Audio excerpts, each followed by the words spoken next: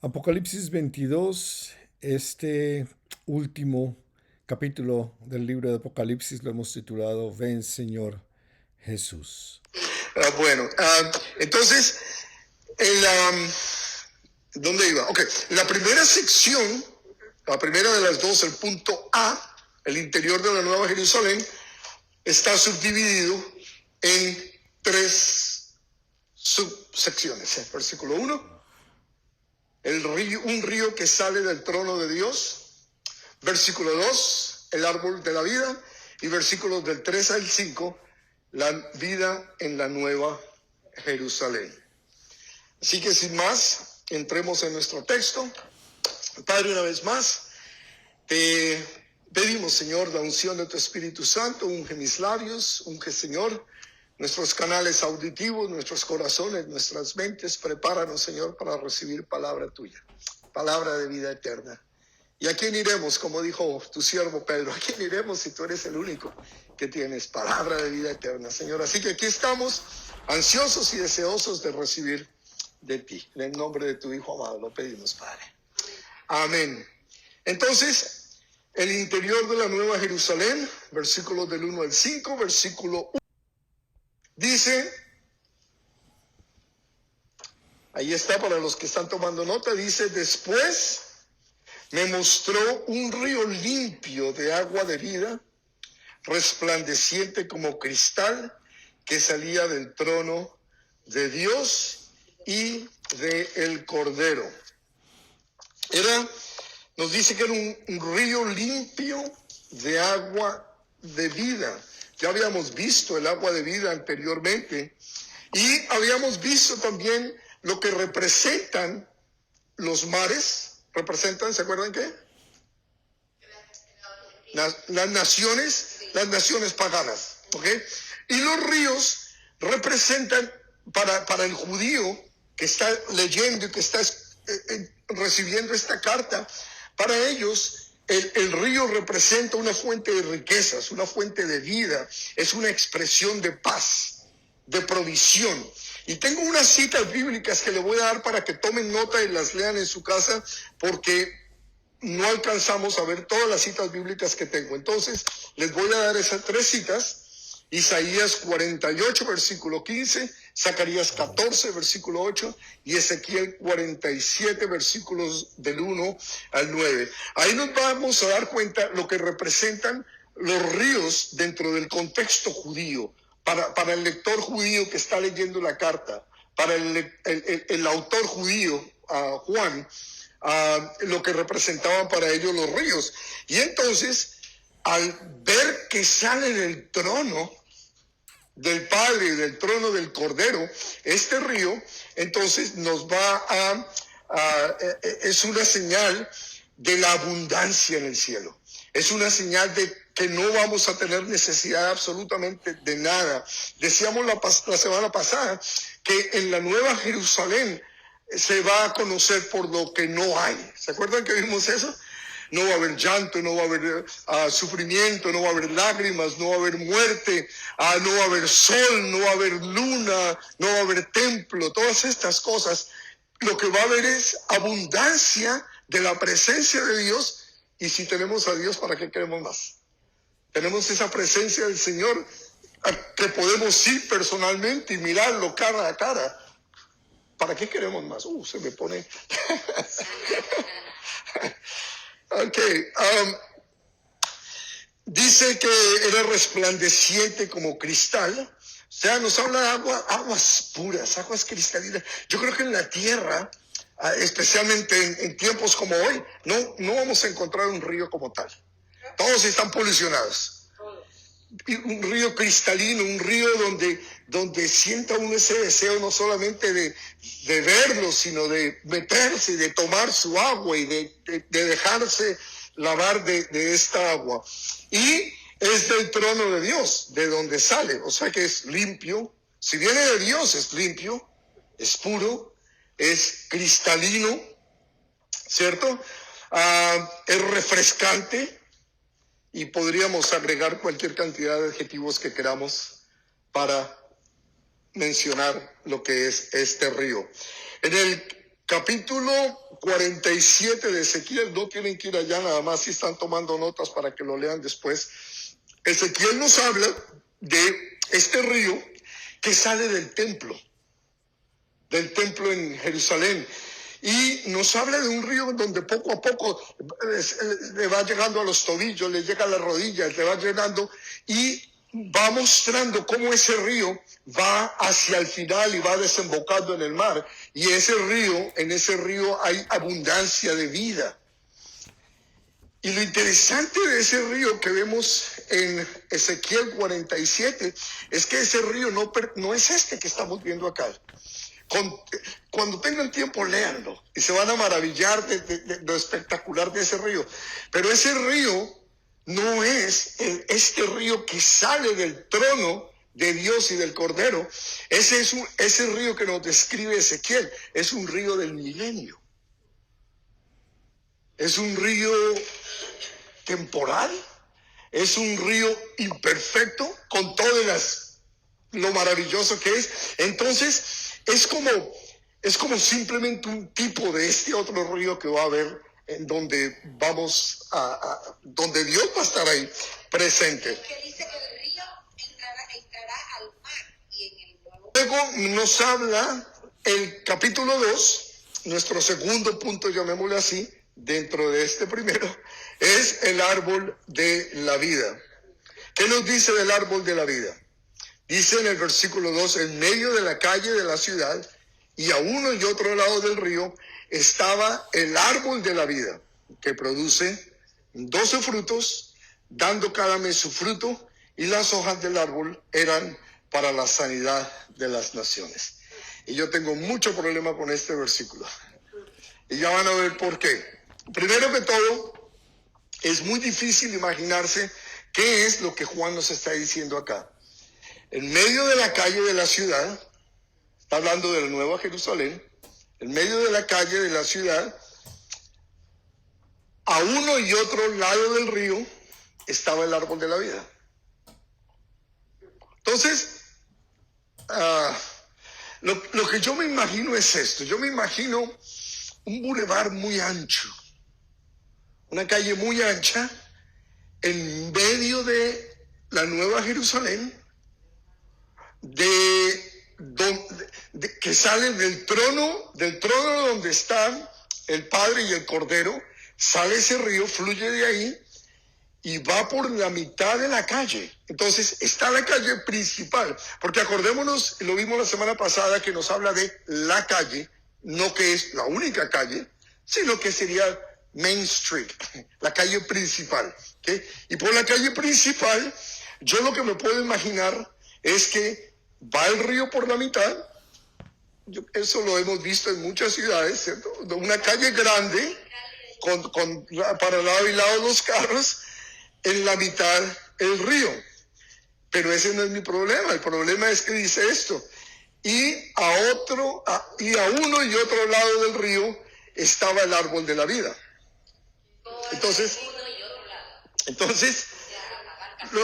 lo que Charles Spurgeon dice lo siguiente. Él dice que es esa calle ancha con un río en la mitad, y el árbol es tan grande, tan frondoso, que las hojas del árbol llegan al lado y lado de la calle, y obviamente entonces cubren el río, y por esa razón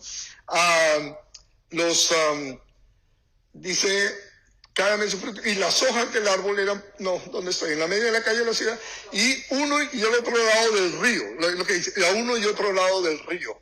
Entonces, puede ser un solo árbol, el árbol de la vida, que está el río, está el bulevar al lado y lado, puede haber una glorieta, un round point, en el centro, como un puente, porque tiene que haber un puente, porque va a haber un río en la mitad. Si no hay puente, se bloquea el agua. Entonces, un puente y en la mitad el árbol. Esa es opción número 1. Opción número 2 es ese mismo río, esa misma calle, y el árbol de la vida al lado y lado plantado. O sea, no hay árbol de naranja, no hay árbol de manzana, sino solamente árbol de vida. Y son muchos árboles, el árbol de vida. Esa es la otra opción. Hay otras más, pero son locura y no ni las traigo. Entonces, puede ser ese árbol en la mitad, frondoso, y sus raíces van al lado y lado del río. ¿Okay? O simplemente el árbol de la vida que está, o sea, muchos árboles que se llaman árbol de la vida. Sea lo que sea, ahí va a estar el Señor, sí. Entonces, me dice que pero lo primero es eso, tratar de imaginarme lo que está dibujando con palabras aquí Juan. Es un poquito complicado. Y lo otro que sobresalta en este versículo, obviamente, es el árbol de la vida. Nosotros ya habíamos escuchado una vez acerca del árbol de la vida. La primera vez que lo escuchamos en Génesis 3. ¿Qué fue lo que pasó en Génesis 3? El Señor le dice a Adán y a Eva, no comerán del fruto del árbol del conocimiento del bien y del mal. Desobedecieron, se dieron cuenta que estaban en pecado, reconocieron las consecuencias del pecado, fueron expulsados del paraíso. Y lo interesante es que en algún lugar en ese paraíso o fuera del paraíso, no sé dónde, hay un árbol que el Señor manda a un querubín a que lo proteja. Y podemos leer rápido y no pasó nada, o podemos detenernos y pensar, ¿por qué? ¿Por qué es que el Señor pone un guardia para que proteja ese árbol? Lo lógico es para evitar que Adán y Eva coman ahora de ese árbol. ¿Qué pasaría si ellos hubieran comido del árbol de la vida en su condición, en la condición en que estaban en ese momento?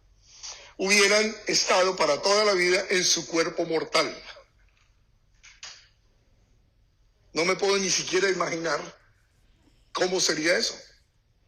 Entonces, el Señor pone un querubín con una espada, nos dice, una espada flameante para protegerlo.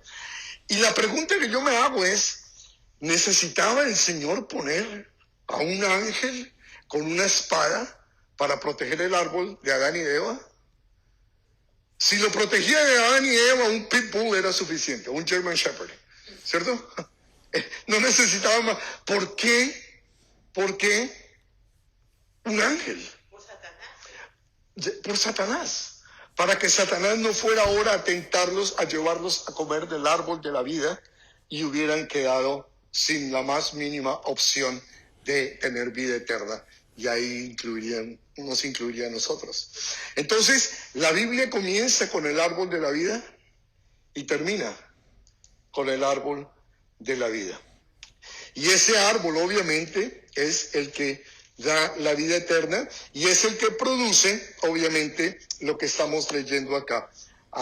No solamente sustento, no solamente el fruto que los necesitamos allá, o yo no sé si necesitamos o simplemente queremos, pero el que, como nos dice Fanny, el que se necesita para la sanidad de las naciones. Y como les decía, ese es el otro problema que yo tengo. Pero antes de llegar allá, hay otro problema que ustedes no se han dado cuenta, creo, y es el que habla de tiempo. Habla de cada 12 meses. Y en el cielo, cada mes su fruto, y va a dar 12 frutos, o sea, uno por mes. Y entonces hay tiempo en el cielo, hay días y horas y meses, y como aquí en la tierra, no hay otro pasaje. Créame que no hay otro pasaje. Lo busqué y busqué a muchos otros autoridades en donde pudieran dar. Y nadie dice que va a haber tiempo en el cielo. Lo único es que puede haber tiempo, pero no vamos a estar sujetos a ese tiempo. Y esto es difícil de entender, porque si vamos a estar en un cuerpo glorificado, como en el cuerpo de Jesús, entonces no vamos a estar sujetos a lo que estamos sujetos nosotros hoy en este cuerpo, que es a las 4 dimensiones que se pueden medir: lo ancho, lo profundo, lo alto y el tiempo. Vamos a estar en cuerpo glorificado, como el de Jesús. Jesús no está sujeto ni al tiempo ni al espacio. Entonces, no sé cómo sea eso. Quizás sea simplemente para marcar momentos. Dios permite que continúen los meses como los conocemos, pero pues simplemente no nos vamos a envejecer. Han pasado 65,000 años desde que... y no va a pasar nada. Vamos a seguir como estamos ahora, ¿ok? Bueno, él produce 12 frutos.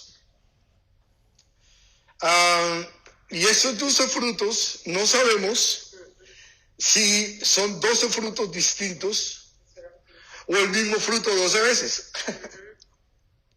Entonces digo, este pasaje a mí me dio, la mayoría del estudio lo pasé fue ahí. Y lo otro es, bueno, una de las preguntas que siempre surge, inclusive leyendo a alguien, estaba hablando que un pastor menciona que cuando él estaba enseñando esto, alguien se le acercó y dijo, entonces si va a haber fruto es que podemos comer en el cielo. Nadie nos ha dicho que no, pero sí sabemos que Jesús comió, por ejemplo. Jesús en su cuerpo resucitado comió. Es más, casi todas sus apariciones después de resucitado lo vemos haciendo mi deporte favorito. Los cristianos no beben, pero comen. Pero comemos, sí. Jesús, por ejemplo, comió en Lucas 24, versículos 41 al 43. No tengo cita bíblica para eso. Juan 21, 12 al 14. Los ángeles comieron. Yo no sé si ustedes se acuerdan cuando viene Jesús con 2 ángeles más en Génesis 18, que vienen a visitar a Abraham. Y Abraham se sienta debajo del mamue, del árbol y les manda, hey, Sara, prepárales comida a los invitados. Y comen. Y uno de ellos era Jesús, porque después se queda negociando con Abraham. Más bien, Abraham, como buen judío, se queda regateando con el Señor. Y los otros 2 ángeles se fueron. ¿Se acuerdan para dónde se fueron?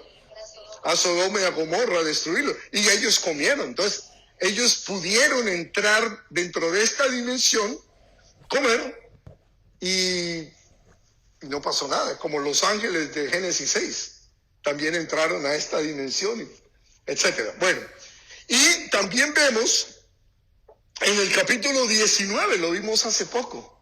¿Qué es lo que va a pasar en el capítulo 19, versículo 9? A ver, busquen. ¿Qué va a pasar? A la cena de las bodas del Cordero. Y una cena sin comida no es cena. Y ahí vamos a estar entonces nosotros también haciendo lo que más me gusta. Bueno, ahora vamos a esto de lo del tiempo, que si habrá noción del tiempo, no lo sabemos, puede que sí, puede que no. Lo interesante es que no vamos a estar marcados por este tiempo ni sujetos al tiempo. Es obvio, por las razones que ya mencioné. Y las hojas del árbol, era para sanidad de las naciones. Entonces, cuando digo sanidad de las naciones, es que se van a enfermar. Si en el cielo ya no va a haber más enfermedad.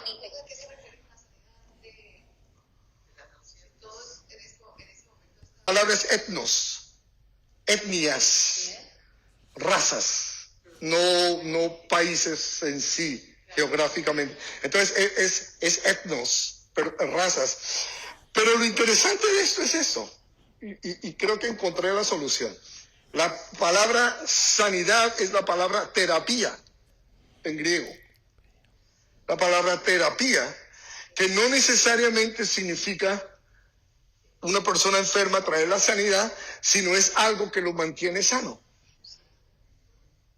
Es algo que lo mantiene en condiciones óptimas. Es la idea. Entonces quiere decir que se pueden deteriorar. Para hacer mejor alabanza. Claro. Ahí tiene que haber eso. Entonces, les digo, ese capítulo es un poquito complejo. pero no le quitan nada lo que sí sabemos y la esperanza que tenemos obviamente en el Señor. Y como les decía la semana pasada, mis hermanos, un ser humano, un pecador limitado en muchísimas cosas, está tratando de describir algo suntuoso y maravilloso como el cielo, con un lenguaje que no existe. Entonces tiene que utilizar lenguaje humano para poder traerlo a nuestro entendimiento. Entonces se le perdona a Juan todas estas cosas que... la calle, el río, el árbol, el fruto, las hojas. La pregunta obvia sería, ¿son imágenes literales o son simbólicas?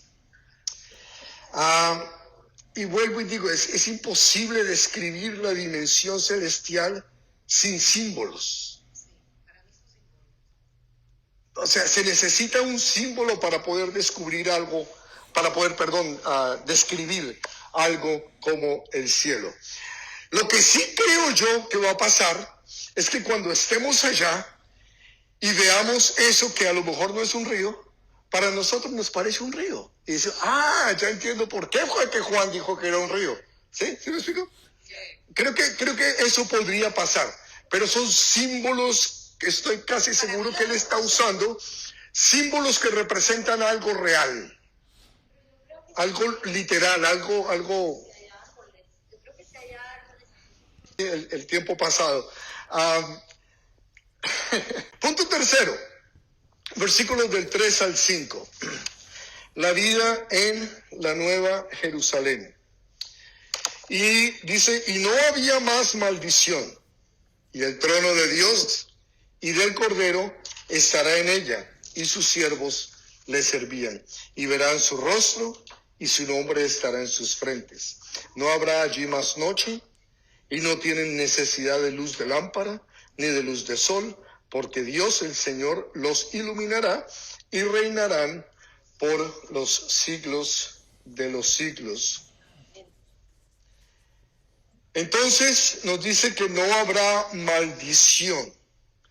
La maldición cuando entró en la humanidad, en Génesis. Entonces, yo no sé quiénes estuvieron al principio, cuando dimos la introducción, hablábamos acerca de esto, como Génesis, todo se inicia, y en Apocalipsis es el final de muchas de las cosas que se iniciaron en Génesis. Y aquí vemos una más, ¿no? La maldición se termina. ¿Cuáles fueron los efectos de la maldición? Los efectos de la maldición lo podemos leer en Génesis 3, del 16 al 19, y nos damos cuenta que el dolor de parto, la fricción entre los sexos, la mujer queriendo dominar, tomar el control, la posición del hombre, el trabajo arduo para poder ganarse el pan de poner pan en la mesa. Y entendamos esto, que el trabajo no es la maldición. El trabajo, el negrito del batey dice que el trabajo lo hizo Dios como castigo, pero no es cierto. El negrito del batey está equivocado. El negrito del batey está equivocado. El trabajo no lo hizo Dios como castigo, el trabajo lo hizo Dios como bendición. Pero el castigo o la maldición vino, ahora tengo que trabajar duro para poder poner un pan en mi mesa. Y obviamente la creación que produce cardos, produce espinas. Obviamente ustedes saben a qué eso se refiere, no solamente espinas, sino todos los problemas que ocurren con la misma creación. Y por último, obviamente, la muerte. Ahora, la maldición, aún en el milenio va a haber, vimos hace 2 o 3 semanas que aún en el milenio, cuando Jesús está reinando en Jerusalén, todavía va a haber muerte y va a haber maldición. Lean Isaías 65:20. Una vez más, no la pongo porque tengo tantas citas y si la pongo todo, no vamos a terminar hoy. El trono de Dios y del Cordero nos dice que estará en ella, en el versículo 3. Este es un trono de justicia en donde abunda la gracia. Y esto es interesante e importante entender. Es un trono de justicia porque Dios va a estar llevando a cabo juicio. O el juicio que ya pasó, porque Él fue el que Él tomó el juicio. Y es un trono de gracia. Y los dos se unen de una manera que solamente Dios puede hacerlo. Nosotros podemos tener gracia, pero no justicia, o justicia, pero no gracia, y nos es difícil a nosotros combinar las dos realidades. Y nos dice que el trono de Dios y del Cordero estará en ella. Bueno, ya mencioné eso. Sus siervos le servirán. Y aquí yo hice una nota muy interesante, le puse en el le. Sus siervos le servirán. ¿A quién? Ok. ¿Y ustedes saben que esa va a ser la única vez en donde los seres humanos vamos a servir directamente a Él? Porque siempre lo hacemos indirectamente. Siempre, si yo te sirvo a ti, estoy sirviendo al Señor, pero es indirectamente. Pero en esa ocasión es a Él directamente a quien vamos a estar sirviéndole. Qué gran privilegio, amén. Qué gran honra va a ser y honor, exacto, hacer eso. Vamos a estarle sirviendo, o sea que el cielo no es un lugar de ocio. No, los incrédulos tienen la idea equivocada que cuando vamos al cielo es a sentarnos en una nube a tocar el arpa con los ángeles y eso va a ser todo. Va a haber servicio, va a haber trabajo y es un trabajo remunerante, no de cosas físicas ni materiales, sino remunerante del gozo y de la alegría, y más saber que lo estamos sirviendo a Él, directamente a Él. ¿Sí? Será la bendición al servirle a Él. ¿Cuántos de ustedes han ido disque a bendecir a alguien y salen más bendecidos? Siempre que vamos a servir, siempre que vamos a las misiones, o vamos a ir a orar por alguien, o vamos a visitar a un enfermo, vamos supuestamente a bendecir. Y cuando salimos caminando en las nubes, salimos bendecidos nosotros. Eso es lo que va a ocurrirnos acá. Verán su rostro, nos dice además en el versículo 4, y habrá comunión entonces cara a cara con Dios, como les decía, por primera vez. Y algo que le pasó a Moisés en Éxodo 33, estoy seguro que ustedes se acuerdan, cuando Moisés le pidió al Señor que le dejara ver su rostro, y el Señor a duras penas le dejó ver la sombra, la espalda de él. Pero en ese entonces vamos a estar frente a frente, cara a cara con Él. Y eso obviamente vamos a estar, no solamente vamos a poder verle su cara, su rostro, sino que además va a pasar lo que inclusive ocurre aquí en la tierra con nosotros. Y es la importancia del relacionarse personalmente con alguien. Cuando yo conozco a alguien y le puedo mirar cara a cara y le puedo mirar a los ojos, en el caso nuestro de los humanos, los ojos son la ventana del alma, nos dice la Escritura. Y yo creo que de la misma manera, cuando miremos a Cristo cara a cara, no solamente vamos a ver su rostro, vamos a ver su profundidad, esas cosas tan maravillosas que hay en Él. Vamos a... otra vez. Vamos a poder ver el corazón de Él, lo más íntimo del Señor, al estar frente a Él cara a cara. Creo yo, o sea, estoy obviamente todo esto, no soy dogmático al respecto, no van a decir, Camilo dijo que, es lo que yo estoy asumiendo. Sí, claro. Nos dice, Pablo ya nos había anticipado algo de eso, y a esa cita sí la tengo acá, 1 Corintios 13:12, nos dice, ahora vemos por espejo oscuramente, mas entonces veremos cara a cara. Ahora conozco en parte, pero entonces conoceré como fui conocido. Obviamente, el contexto de este texto de 1 Corintios no está específicamente hablando de que vamos a verla cara a cara, pero vamos a ver y conocer más de lo que conocemos acá, porque las cosas van a ser perfectas. El Señor nos va a dar la gracia de poder ver las cosas en su condición espiritual. Nos dice que su nombre estará en sus frentes, el nombre de nosotros. Ya lo habíamos visto cuando durante la tribulación los elegidos del Señor, los escogidos, los 144,000 fueron marcados, ¿se acuerdan? Y Satanás imitó esa marca, y marcó a los que le seguían con la marca de la bestia. Entonces esa marca vimos que no es nada extraño, y en aquel entonces vimos otras ocasiones en la Escritura donde habla acerca de esto. No existirá duda, mis hermanos. No, hoy posiblemente a veces dudamos, porque es de humanos dudar, pero en ese entonces no vamos a tener ninguna duda de que pertenecemos a Él. Ninguna duda. Y aprovecho esto para decirles, si alguna vez ustedes tienen dudas, estoy seguro que la han tenido, créanme que no están pecando. Es normal tener dudas. Jesús habla de un hombre y dice Jesús, este hombre, no ha habido hombre nacido de mujer más grande que este, refiriéndose a Juan el Bautista. No ha habido nadie más grande que este. Y aún vimos que Juan el Bautista, cuando fue apresado, mandó a preguntar, oye, pregúntale al Señor si verdaderamente es Él. Había dudas.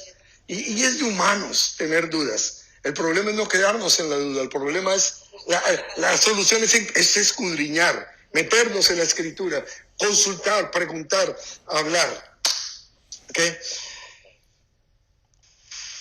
Reinará por los siglos no mentiras, dice, no habrá allá más noche. O sea que no va a haber nada artificial. Entonces, pero si no hay noche, es lo que dice, tampoco hay tiempo, porque la noche, el día y la noche es lo que divide. Ya ve por qué tengo tanto problema con... No vamos a dormir. Pero si queremos un cuarto... Pero es que igual, no necesitamos comer para sustentar el cuerpo, pero podemos comer. Y yo creo que no necesitamos dormir, pero podemos dormir. No veo por qué no. No es que no haya día, sino que se refiere a que no haya oscuridad, porque no va a haber pecado, porque Él nos va a estar alimentando constantemente, ¿no? Eso que yo creo Es posible. Entonces, Él reinará. Ok, no habrá nada artificial, ni siquiera el sol, porque Dios mismo es la luz. Una de mis citas bíblicas favoritas la voy a compartir con ustedes ahora, porque creo que es la cita que más a mí me ayuda más a ver el porqué.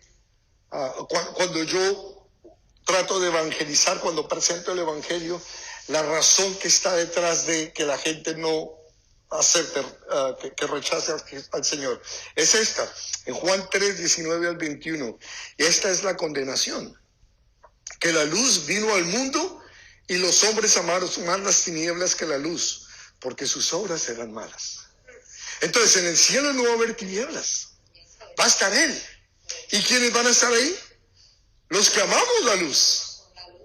Los que amamos la luz. Y continúa en el 20, porque todo aquel que hace lo malo aborrece la luz y no viene a la luz, para que sus obras no sean reprendidas. Pasa lo que pasa con el criminal, con el ladrón. El ladrón no busca al policía. De igual manera, el pagano, el incrédulo, el ateo, no busca a Dios, porque prefiere estar en esa oscuridad. 21, mas el que practica la verdad viene a la luz, para que sea manifiesto que sus obras son hechas en Dios. ¿Ven la importancia de la luz? Y Jesús es la luz. Y entonces nosotros, los que somos creyentes, que hemos nacido de nuevo, que el Espíritu de Dios habita en nosotros, estamos en la luz y vimos la luz. Quizás tenue todavía, porque estamos en este cuerpo, en este mundo. Quizás hay sombras, quizás a veces se ve un poco gris, no muy claro, pero Estamos en la luz. Y eso es lo maravilloso, ¿ok? Reinará por los siglos de los siglos. Aún el gozo y todas las bendiciones del milenio terminarán. El milenio va a terminar. Y todo ese gozo y toda esa maravilla de ese milenio, de Jesucristo reinando desde Jerusalén, nosotros co-gobernando con Él, el mundo sin pecado, sin todo perfecto, y aún eso va a terminar. Hay algo más perfecto todavía, que es el cielo, la nueva Jerusalén, Dios, y que no va a terminar. Todo será perfecto. Esto se lo tomé prestado a Dave Guzik. Así que crédito para quien crédito merece. Dave Guzik habla acerca de esto. Todo será perfecto. No más maldición, habrá restauración perfecta. El trono estará en medio, o sea que va a haber una administración perfecta. Los siervos servirán, o sea que va a haber una subordinación perfecta.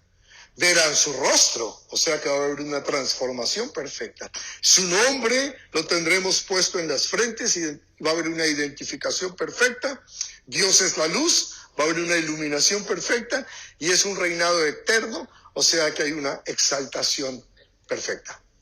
Me pareció interesante, lo copié y lo traje con el permiso del señor Guzik. ¿Ah? ¿Cómo dijiste que se llama? Oh, David Guzik, es un pastor en Calvary Chapel en Hawái.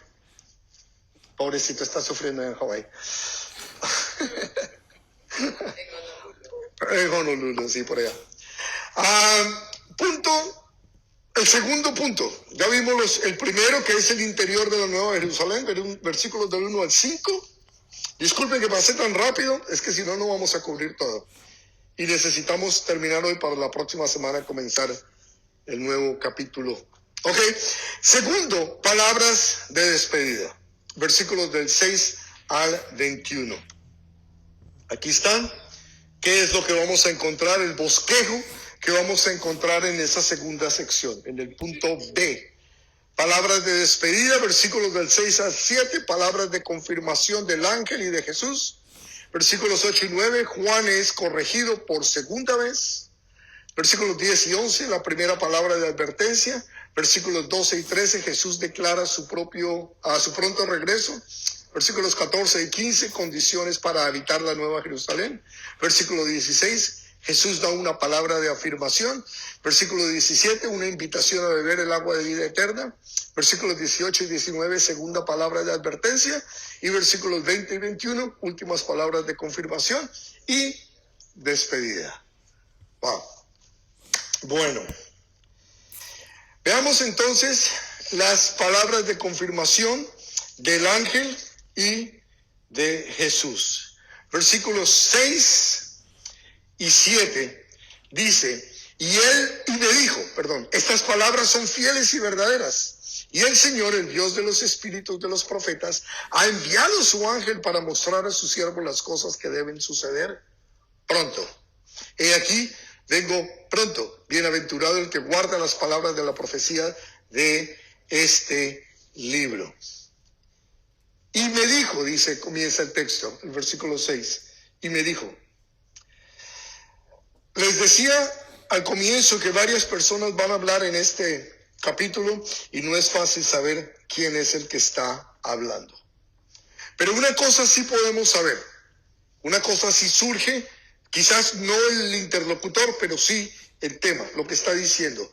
3 cosas: confirmación, invitación y advertencia. Y aquí las tengo yo, si se dan cuenta, hay 2 confirmaciones, una invitación y 2 advertencias. Es lo que va en esta sección, lo que vi yo. Estas palabras dice, son fieles y verdaderas. O sea que no es un sueño, a pesar de que Dios puede hablarnos a través de los sueños.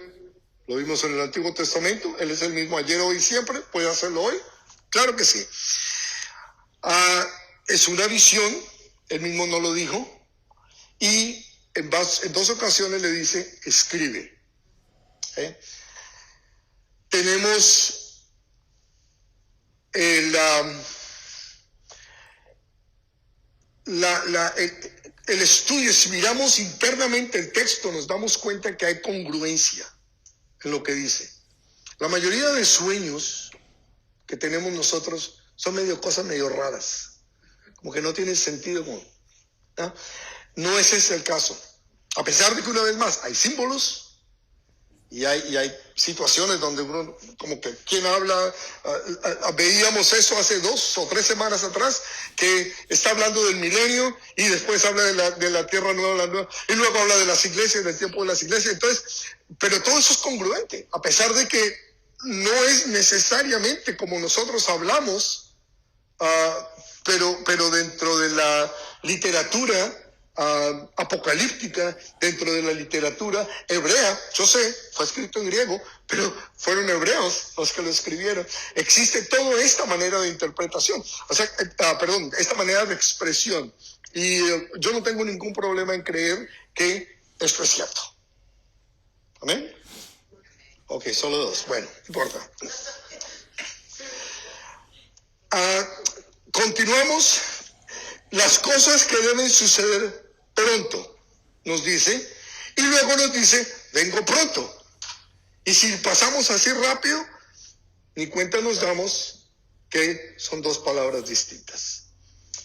En el versículo 6 dice, la primer pronto es la palabra griega en, que es utilizada como una preposición gramatical que significa en lugar correcto o dentro de los límites de.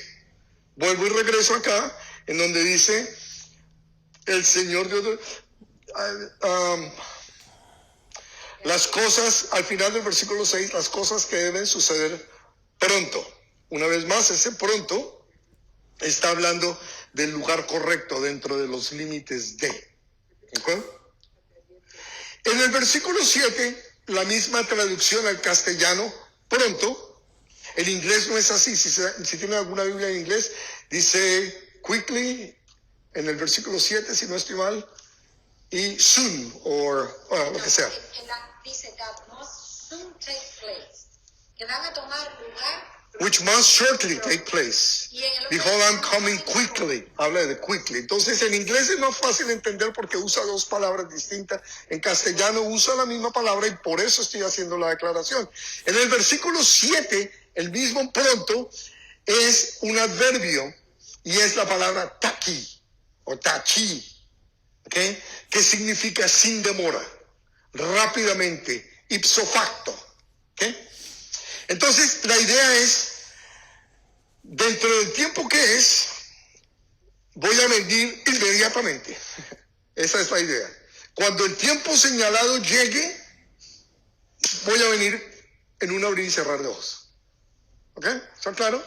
Entonces, no es que, el Señor dijo que venía pronto y no ha llegado, ya van 2000 años y no llega. A pesar de que sí es cierto. Pero Pedro dice que el Señor no es que se demore, como algunos lo tienen por demora, es que Él es paciente. ¿Y Él qué dice? Él no quiere que nadie se pierda. Él no quiere que nadie se pierda. ¿Qué hubiera pasado si el Señor hubiera venido hace 20 años atrás?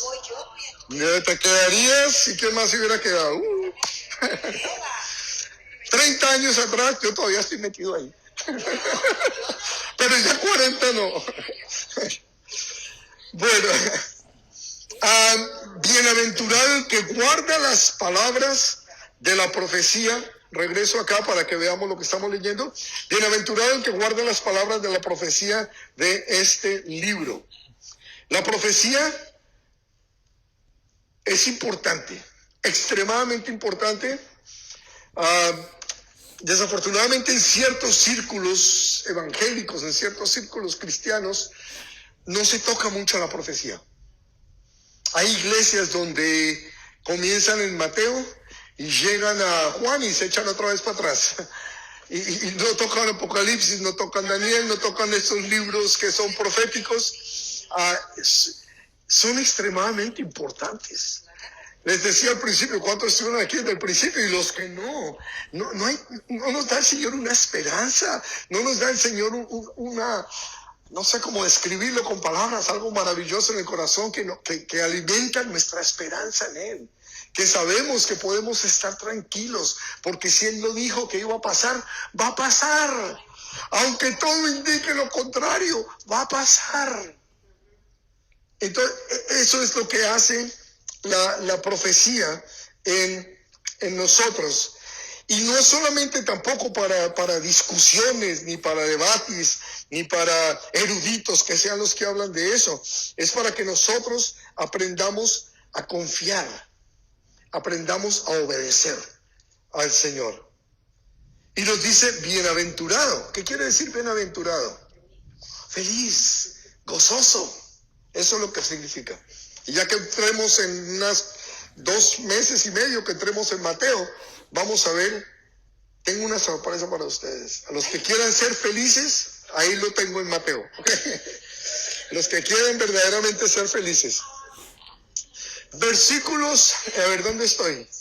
Ok, seguimos al siguiente punto. El primero era las palabras de confirmación del ángel y de Jesús. Ya las vimos, esas son las palabras de confirmación. La segunda son versículos 8 y 9. Juan es corregido por segunda vez.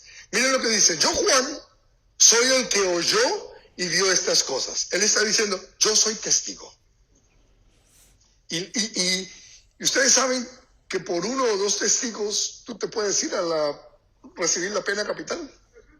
El testimonio de 2 personas es muy poderoso. Por eso la Escritura siempre habla del testimonio de 2 o más.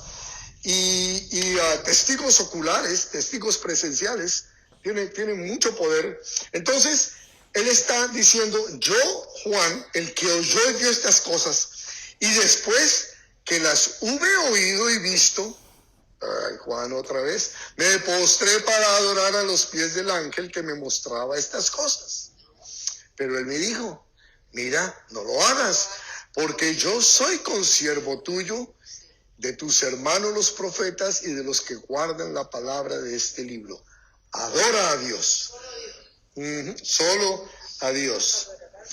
Ya lo habíamos visto, por eso lo titulé la segunda vez, la segunda reprensión, porque en el capítulo 19, si quieren vayan allá en el versículo 10, ahí Juanito ya había hecho lo mismo. Dice, yo me postré a sus pies para adorarle y él me dijo, mira, no lo hagas. Yo soy consiervo tuyo y de tus hermanos que retienen el testimonio de Jesús. Adora a Dios porque el testimonio de Jesús es el espíritu de la profecía. Ya habíamos visto esto, lo menciono para recordarnos que solamente a Dios se debe adorar y a nadie más. Ningún ser creado debe recibir adoración. Por parte nuestra, obviamente, de los creyentes. ¿Okay? Pregunta, y eso debe estar fresco en la cabeza de ustedes porque hace 3 semanas lo vimos. ¿Jesús recibió alguna vez adoración?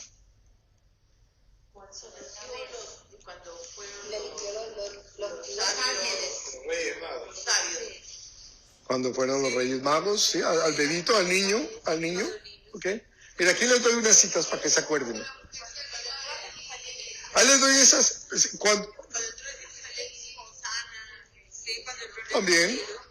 También le dijeron, Hosana, bendito el que viene en el nombre del Señor.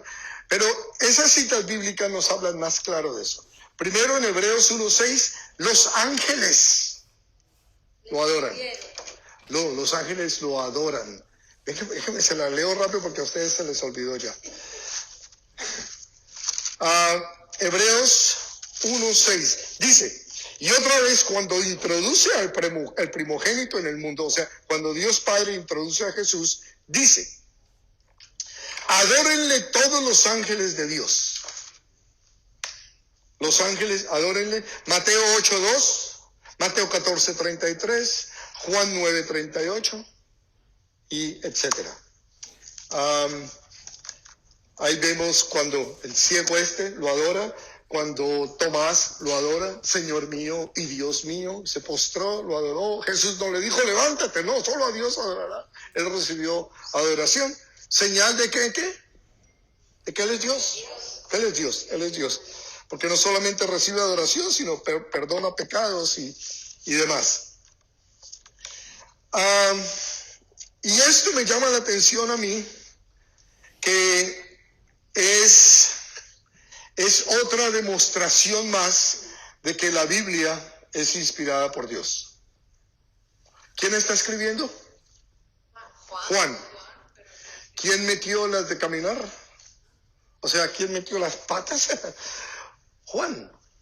¿Ustedes creen que si yo estoy escribiendo y cometo un error, lo voy a decir así abiertamente? Por segunda vez me postré y adoré a un ángel. No, mi orgullo no me deja. Y el de ustedes tampoco, así que no me miren como me miran. Esta es una vez más una demostración que es inspirada por el Señor. El Señor lo inspiró a Juan a escribir. Y es Pedro también. Vemos a Pedro hablando unas cosas, o sea, poniéndose él por allá abajo. Vamos al siguiente punto. Mi tercer punto de esta segunda parte, versículos 10 y 11. Viene la primera parte de advertencia. Versículo 10 dice: y me dijo, no selles las palabras de la profecía de este libro, porque el tiempo está cerca. Hablando de tiempo, ¿cómo estamos? Ay, el que es injusto será injusto todavía, y el que es inmundo sea inmundo todavía, y el que es justo predique la justicia todavía, y el que es santo santifíquese todavía. Esto no es un trabalenguas. Simplemente el Señor quiere decirnos algo. No selles la palabra de la profecía de este libro, porque el tiempo está cerca. La humanidad está corriendo al borde del precipicio de la eternidad. Todos los seres humanos caminamos al borde del precipicio. Todo lo que se necesita es dejar de respirar unos segundos y adiós al amigo. Y pasamos a la eternidad. Y esta vida eterna, obviamente, es la mayor ilusión del creyente. Pablo habla de la esperanza bienaventurada del creyente. Entiendo que se está refiriendo al rapto, pero es a nuestra presencia con Dios. La esperanza bienaventurada de nosotros.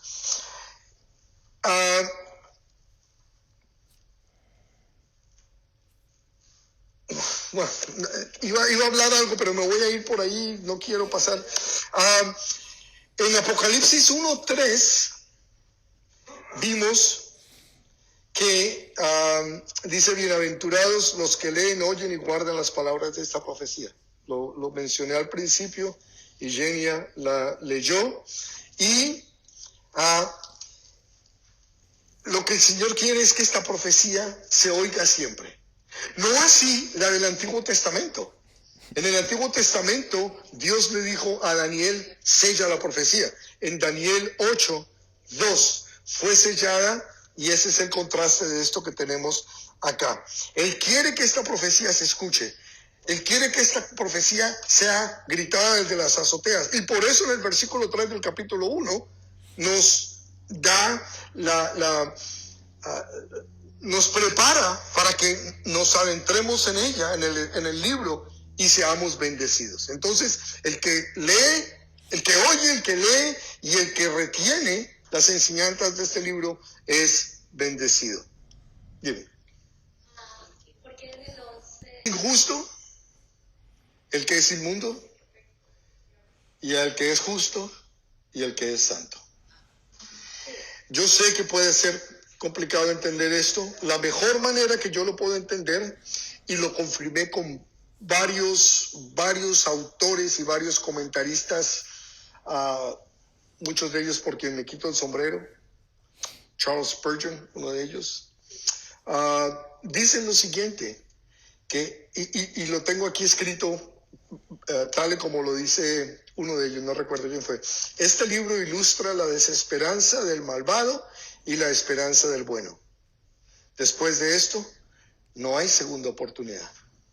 Entonces está hablando de esto. La venida del Señor va a ser inmediata.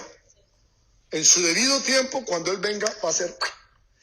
Entendamos, y creo que fallé en mencionar esto al principio, este capítulo 22 no necesariamente va conforme a cómo ha venido todos los otros capítulos, que a pesar de que no están en orden cronológico, lo hemos mencionado varias veces, hay cierto orden.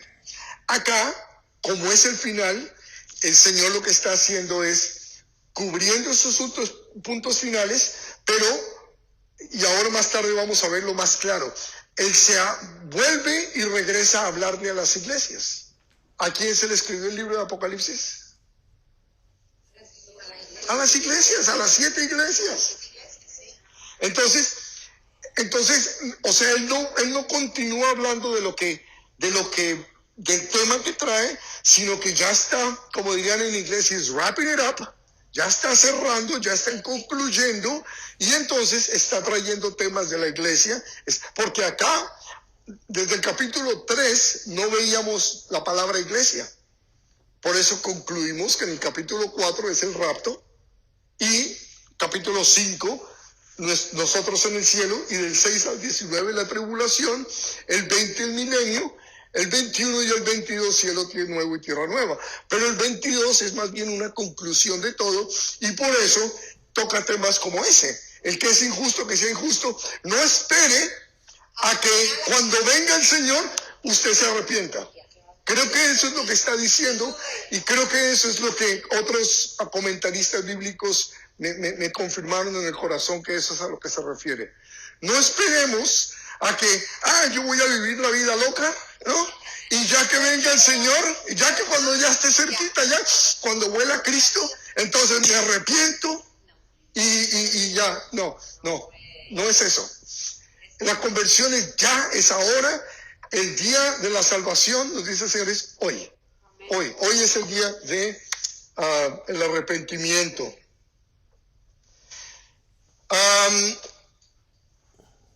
Las advertencias que tenemos aquí en todo el libro de Apocalipsis, si eso no lleva a una persona a ponerse de rodillas, a pedir perdón, a llorar por sus pecados, entonces yo no sé qué puede hacerlo. ¿Ok? Versículos 12 y 13 nos lleva a nuestro cuarto punto de la segunda sección. Jesús declara su pronto regreso. Dice el texto así, versículo 12, he aquí, yo vengo pronto y mi galardón conmigo para recompensar a cada uno según sea su obra. Yo soy el alfa y el omega, el principio y el fin, el primero y el último. He aquí, yo vengo pronto. Su mensaje siempre ha sido ese. El Señor siempre ha estado hablando de su inminencia. ¿Ok? Va a venir pronto. Mateo 24, 44. Jesús dice, por tanto, también vosotros estad preparados, porque el Hijo del Hombre vendrá a la hora que no pensáis. Es inminente su venida. Cuando menos lo esperemos, es que Él va a llegar. Y dice, y mi galardón conmigo. Jesús va a recompensar a cada uno según sea su obra. Y nosotros, yo creo que ya tenemos muchos años caminando con el Señor, o meses, para entender que la salvación no es por obras. Eso está claro, ¿cierto? Yo no puedo ganar ni comprar mi tiquete para el cielo. Lo único que puedo hacer es recibirlo. Pero una vez que tengo ya el pasaje en la mano, ¿qué debo hacer? Miren lo que dice Pablo. Porque somos hechura suya. Ustedes saben, voy a abrir un paréntesis acá. Esa palabra hechura, en el griego es la palabra poema. Somos su poema. Somos su obra de arte. Él se inspiró en nosotros. Somos su poema, creados en Cristo Jesús para buenas obras, las cuales Dios preparó de antemano para que anduviésemos en ellas. Entonces, no somos salvos por obras, pero más nos vale que ahora que estamos en Cristo, hagamos obras. Santiago, creo que Santiago lo dice claro también, mas ¿quieres saber, hombre vano, que la fe sin obras es muerta? ¿Tú crees? Muéstralo con tus obras. Y hay otra cita en Tito 3:8 que nos dice, palabra fiel es esta, y en estas cosas quiero que insistas con firmeza, Pablo diciéndole a Tito, para que los que creen en Dios procuren ocuparse en buenas obras. Estas cosas son buenas y útiles a los hombres. Entonces, hablaba de servir. ¿Se acuerdan hace un momento que vamos a estar en la presencia del Señor sirviéndole a Él directamente? Pero cuando servimos a los suyos, también lo estamos sirviendo a Él. Y eso es lo que estamos haciendo nosotros hoy aquí en la tierra. El Señor nos dejó con el fin de ser sus embajadores, de ser su cuerpo, con labios, ojos, manos, brazos. Nosotros somos el cuerpo de Cristo que Dios quiere utilizar para alcanzar a los perdidos. Yo soy el alfa y la omega. Ya habíamos visto esto cuando en el capítulo 1 lo vimos, y les voy a recordar algo acá sobre el alfa y la omega. Dios Padre es el alfa y el omega, Isaías 41:4. Y la semana pasada, creo que fue que lo vimos, Apocalipsis 21, versículo 6. Y me dijo, hecho está, yo soy el alfa y el omega, el principio y el fin. Camilo, ¿cómo sabes que ese es el Padre? Bueno, primero que todo tengo una pista, no está en rojo. Esa es mi primera pista, que no está en rojo, o sea que no soy el único que creo que es el Padre, ¿cierto? Y obviamente hay muchos teólogos que creen que el que está hablando ahí es el Padre. Y tengo también al Hijo, Apocalipsis 1:8. ¿Se acuerdan que les dije que hay unas Biblias que no tienen ese texto? Sí. Las Biblias, las nuevas traducciones no tienen muchos de los textos que muestran la divinidad de Cristo, pero eso ya lo tocamos ese tema hace mucho tiempo. Y Apocalipsis 22:13 acá, y hay muchas otras, ¿ok? Ay, ¿dónde estamos? Ya va para el otro punto, Jesús es el principio, la mitad, Él es el final, Él es el del creyente. Él es nuestro todo, el comienzo, el medio y la mitad. Miren lo que yo quise que viéramos esto. Ahí está Charles Spurgeon una vez más. Dice, predica ortodoxia o cualquier forma de creencia. Si has dejado a Cristo, no hay maná del cielo, no hay agua de la roca, no hay refugio de la tormenta. No hay sanidad para el enfermo, no hay vida para el muerto. Si dejas a Cristo, has dejado sin sol al día y has sacado a la luna de la noche. Has dejado sin agua al mar y los alimentos fuera del río. Has dejado la cosecha fuera de la temporada, el alma fuera del cuerpo, has dejado la alegría fuera del cielo. Si así has robado del todo a todo. No hay ningún evangelio que sea digno de pensar, mucho menos vale la pena proclamar el nombre de Jehová si Jesús es olvidado. ¡Wow! ¿Ya ven por qué le llamaban el príncipe de los predicadores a este hombre? Mi punto, ¿qué? 5, 14, versículos 14 al 15, condiciones para habitar la nueva Jerusalén.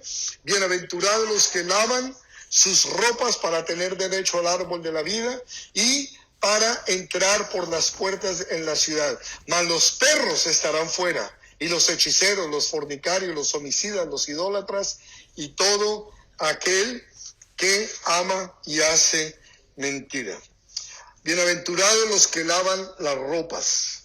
No hay lavadoras, mujeres. Bienaventurados. O sea que... ¿Alguien tiene alguna otra Biblia que diga otra cosa? Bienaventurados los que hacen los mandamientos.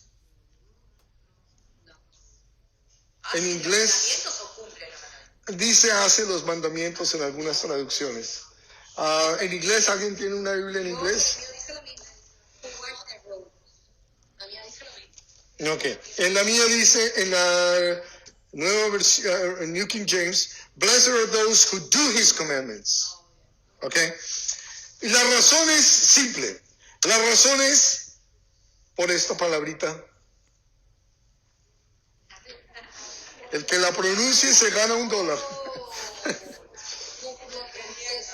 Hoi plunon testastolas.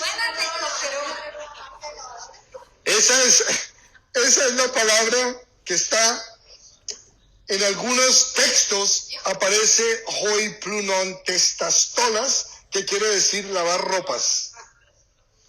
Y en otros aparece hoi poioiun testacentolas, ¿Qué quiere decir? Que hacen u obedecen sus mandamientos. El que le tradujo era el ¿Ok?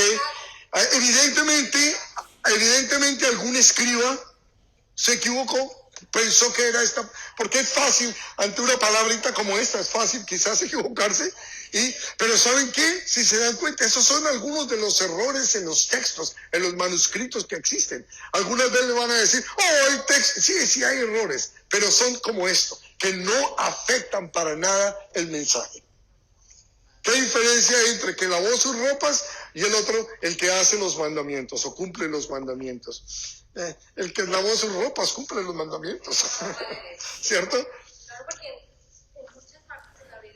Hablando de las vestiduras blancas, del lino fino y resplandeciente, lo vimos de los...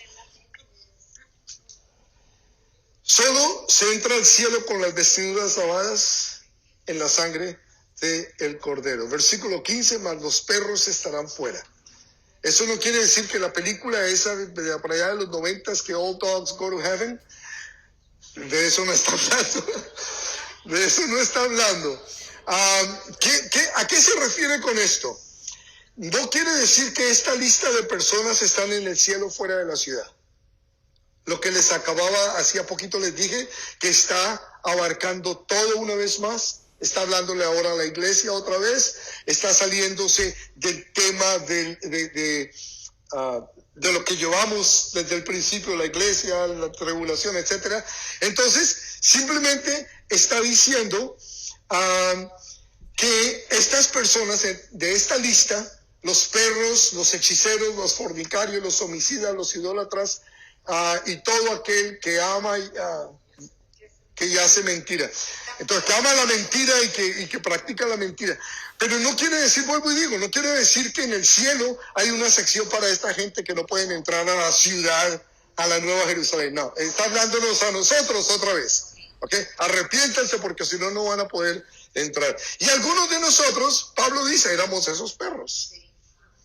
Algunos de nosotros éramos los fornicarios, los mentirosos, los avaros, etcétera, etcétera. Pero ahora hemos sido lavados con la sangre del Cordero y tenemos entonces vestiduras blancas.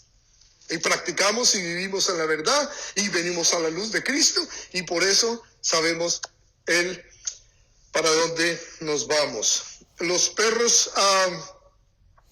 había algo interesante con los perros. Los perros son carroñeros, ustedes saben eso, no nuestros perritos hoy aquí que sacan en coche a pasear al mall, no. Los perros de aquella época, los perros de los tiempos bíblicos eran perros carroñeros y obviamente causaban esa antipatía de la gente. Uy, un perro, ¿no? Entonces por eso los comparan a los malos y los perversos con perros. Miren lo que dice el Señor en Mateo 7:6. No deis lo santo a los perros. Sí. No se está refiriendo al guau. Se está refiriendo a los malos, a la gente perversa. No le dé lo santo a los perros, ni echéis vuestras perlas delante de los cerdos, no sea que las pisoteen y se vuelvan y os despedacen. Y lo curioso de esto, el versículo 6, pero el versículo 1 de Mateo dice, no juzguéis, para que no seáis juzgados. Entonces, ¿cómo hago yo para juzgar quién es un perro y quién es un cerdo? Si no es que tengo que juzgar. Pero ya eso es tema para cuando estemos en Mateo. ¿Okay? Miren lo que dice Filipenses, Pablo en Filipenses 3, dice, guardaos de los perros, guardaos de los malos obreros, guardaos de los mutiladores del cuerpo. Tengo tanto para cubrir, mis hermanos, y tan poquito tiempo. Vamos al siguiente punto, versículo 16. Jesús da una palabra de afirmación, dice, y yo Jesús he enviado mi ángel para daros testimonio de estas cosas en las iglesias. Yo soy la raíz y el linaje de David, la estrella resplandeciente de la mañana. Cada versículo es un estudio completo. Yo Jesús he enviado mi ángel para daros testimonio. Con estas palabras Jesús está autenticando este libro. Todo lo escrito acá es verdad. Tiene el sello, la rúbrica de Jesús mismo. Dice, para daros testimonio de estas cosas en las iglesias. Ahí está. Le dije que vamos a volver a las iglesias. Apocalipsis, les dije, fue dirigido, escrito a las 7 iglesias y es para todos los creyentes. Y la iglesia, como les dije, ya también vuelve a aparecer después del capítulo 3, que ya no lo habíamos visto. La raíz del linaje de David. Este es un título mesiánico del Señor. Isaías 11:1 dice: saldrá una vara del tronco de Isaí, un vástago retoñará de sus raíces, refiriéndose a Jesús. Y tenemos también a Jesús como el creador y el descendiente de David. Mateo 22, 41 al 46. Y estando juntos los fariseos, Jesús les preguntó diciendo: ¿qué pensáis del Cristo? ¿De quién es hijo? Le dijeron: de David. Y él les dijo: pues como David en el espíritu le llama Señor, diciendo: dijo el Señor a mi Señor, siéntate a mi derecha hasta que ponga a tus enemigos por estrado de tus pies. Pues si David le llama Señor, ¿cómo es su hijo? Y nadie le podía responder palabra, ni osó alguno desde aquel día preguntarle nada más. La estrella resplandeciente de la mañana es otro título mesiánico. Tomen nota porque no lo voy a poner en la pantalla.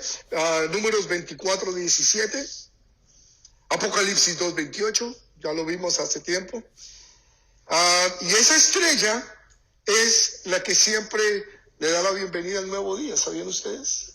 La estrella de la mañana le da la bienvenida. Ese es Jesús diciendo: good morning, aquí estoy. Aquí estoy. Siguiente, versículo 17, la invitación a beber del agua de vida eterna. Y el espíritu y la esposa dicen: ven. Y el que oye diga: ven. Y el que tiene sed, venga. Y el que quiera, tome del agua de vida gratuitamente.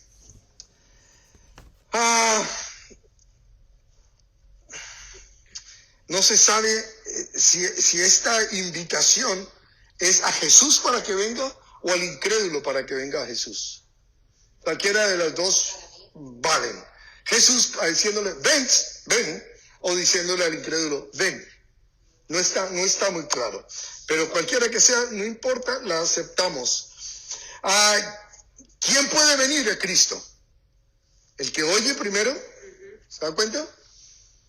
El que tenga sed, el que quiera, cualquiera de ellos es el que viene al Señor. Nosotros vinimos porque oímos, y ese oír produjo sed, y esa sed nos llevó a querer.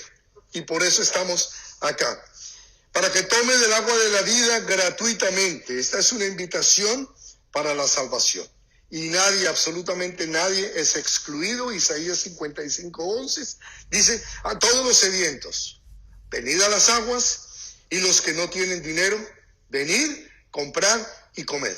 Venid, comprad sin dinero y sin precio vino y leche. Entonces, la invitación es para hoy. Venid, está diciendo. Venid. Y no es para cualquiera que sepa, porque mucha gente se excusa: pero es que yo no sé. No es para cualquier cosa que sienta: es que yo no he sentido nada. ¿Cuántos se han encontrado con personas así? Es que yo no siento la necesidad. No es para el que sienta, no es para el que entienda. Pero es que yo no puedo entender, esa es muy confusa la Biblia, escrito por eso.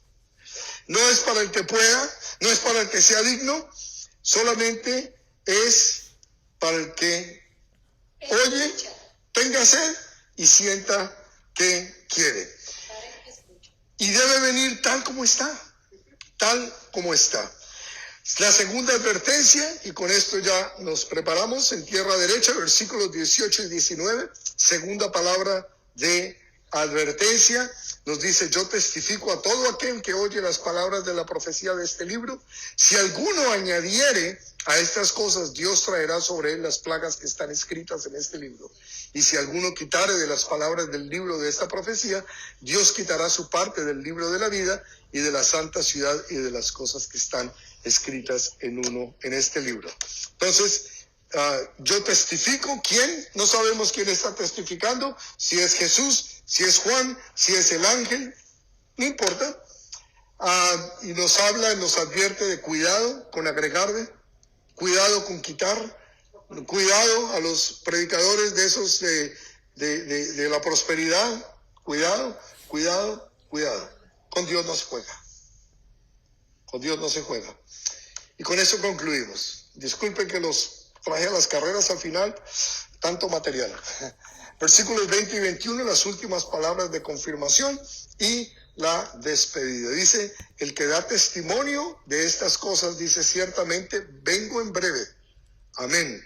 Sí, ven, Señor Jesús. La gracia de nuestro Señor Jesucristo sea con todos vosotros. Amén. Ciertamente vengo en breve. Y hasta el fin del libro él está enfatizando en su prontitud. Él enfatiza en el estar vigilantes, en el estar atentos nosotros. Notemos que el énfasis está puesto en el ciertamente y en el amén. El ciertamente y el amén como que cierran el vengo pronto. O sea, nos está diciendo, lo voy a hacer. Yo no miento. ¿Okay? Déjeme termino con esta cita y nos vamos. Malaquías 4:6. El último versículo de la Biblia termina con maldición. Perdón, del Antiguo Testamento. El último versículo del Antiguo Testamento termina con una maldición. Él hará volver el corazón de los padres hacia los hijos y el corazón de los hijos hacia los padres, no sea que yo venga y hiera la tierra con maldición. Y ahí se acabó el Antiguo Testamento. Esa es la última palabra del Antiguo Testamento. 400 años de silencio y aparece Jesús en escena. Y termina la Biblia con una bendición diciéndonos, amén. Vengo pronto. Vengo pronto. Padre, te damos gracias, Señor, porque sabemos que vienes pronto. En ti podemos confiar. Tú no mientes. Y sabemos, Señor, que tu mayor deseo es el estar en comunión con nosotros. Ayúdanos a entender que mientras que llegue ese día, podemos y debemos estar en comunión, en espíritu. Tu palabra nos dice cuando tú, Señor Jesús, hablaste con la samaritana en Juan 4, que le dijiste que los que adoran deben adorar en espíritu y en verdad. Y es lo que nosotros, Señor, queremos hacer cada día mejor y cada día más profundamente y más íntimamente. Adorarte en espíritu y en verdad. Padre, y para eso necesitamos tu ayuda. Para eso necesitamos seguir muriendo, seguir negándonos a nosotros mismos, seguir creciendo, Señor, en el conocimiento tuyo, seguir creciendo en el amor, en la gracia y en la misericordia tuya, Padre. Gracias por darnos la oportunidad de tener tu palabra con nosotros, Señor.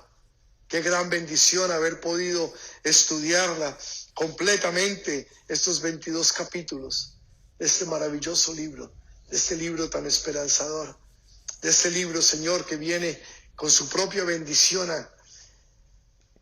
Gracias, Padre. Gracias por cada una de las personas que tú has traído.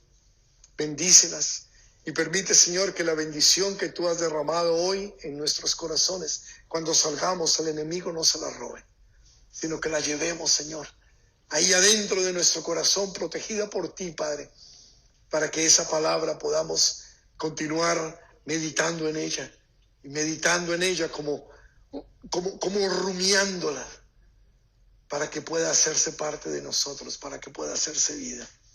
Y al hacerse vida, Señor, entonces vamos continuando en ese proceso de santificación. Gracias, Señor. Gracias. Llévanos a nuestra casa con bien, sin ningún contratiempo, para bendecir a nuestros seres amados que nos esperan mañana en nuestros trabajos, en nuestros quehaceres. Permite que podamos llevarte a ti. Gracias, Señor. En el nombre de tu Hijo amado te lo pedimos. Amén. Amén.